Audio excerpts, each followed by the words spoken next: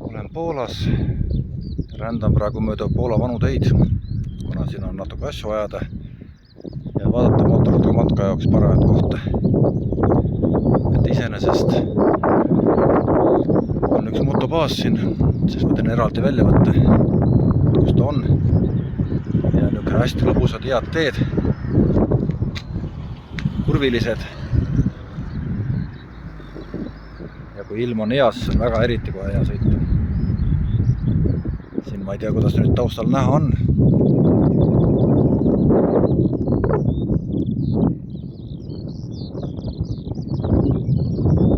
Kuppelmaastik, korralikud niisugused asfaltteed, aeg-ajalt on nagu halba asfaltit, aga muidu on kitsad korralikud teed. Niisugune mootorrattaga sõita on väga huvitav.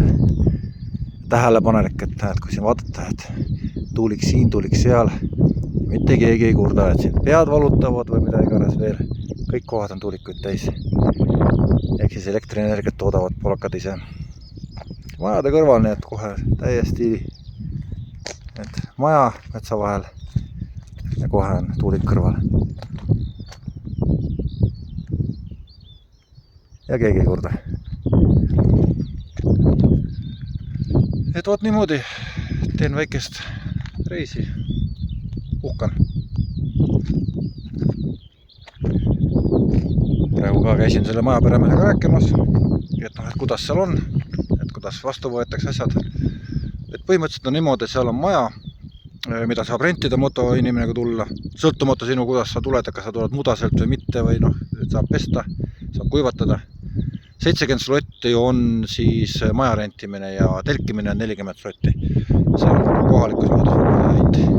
Eriti kui sa oled nagu siin maakohas saad nagu maja, kus saad veesi asjad, saad lõket teha ja saad pererahvast teeb süüa ka veel. Et selles suhtes nagu väga hea.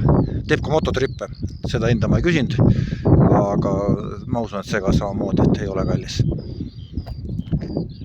Edasi ma nüüd lähen siit Suwałkisse, sealt Augustovisse. Ma teen praegu reisitripi jaoks, teen maanteekaarti. Et kuidas tulla siia Poola, et mitte kiirtee peale, aga tulla nende Poola väikeste teede pealt. Vana Suwałki tee, mis oli kunagi sealt piirist Suwałkisse, on väga hea praegu. Rekkaid ei ole, kurviline üles-alla, väga huvitav.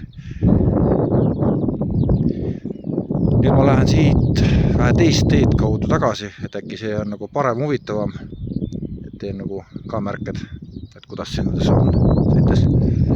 Ja siis loodame, et suvel teen siia Poola tripi. Vaatame, kuidas läheb. Praeguseks kõik.